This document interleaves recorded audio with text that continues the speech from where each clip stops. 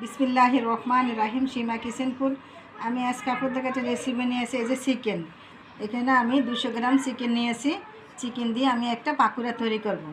তো দেখুন যে আমি কিভাবে পাকুড়াটা তৈরি করছি।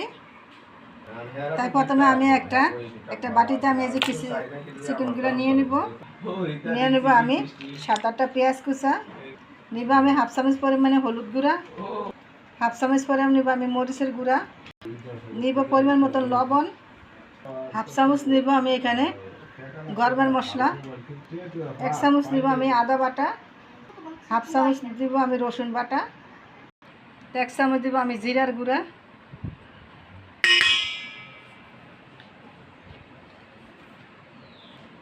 1 চামচ দিব আমি ধনিয়ার গুঁড়া। তো আমি সবগুলো উপকরণ একসঙ্গে আমি মেখে নেব। এখন আমি এখানে প্রায় 10 মিনিট আমি রেখে দিব। 10 মিনিট পরে ফিরে আসলাম। এখানে আমি 2 চামচ দিব আমি বেসন,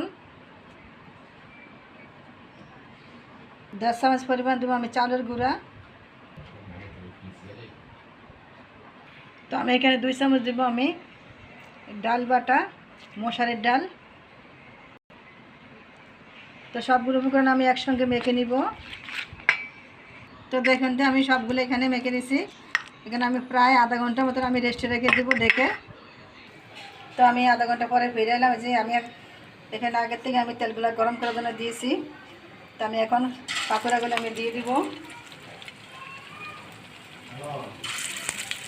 তো দেখুন এখানে সবগুলো পাকোড়া আমি দিয়ে দিয়েছি।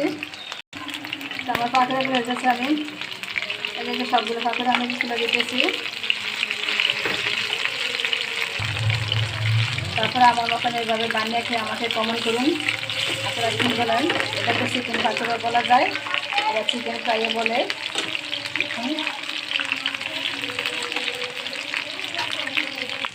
দেখেন আমার এই যে পাকোড়াটা হয়ে গেছে, চিকেন পাকোড়াটা। এখন আমি সবগুলো পাকোড়া আমি তুলে ফেলবো। তো দেখুন এই যে আমার চিকেন পাকোড়াটা কত এসে, যে দেখুন একদমই ভিতরে খুব মশমশা, খুবই সফট হয়েছে। এই দেখুন। প্লিজ আমার ভিডিও যদি ভালো লেগে থাকে আমার চ্যানেলটাকে লাইক কমেন্ট করুন এবং নতুন হয়ে থাকলে সাবস্ক্রাইব করুন। আল্লাহ হাফেজ।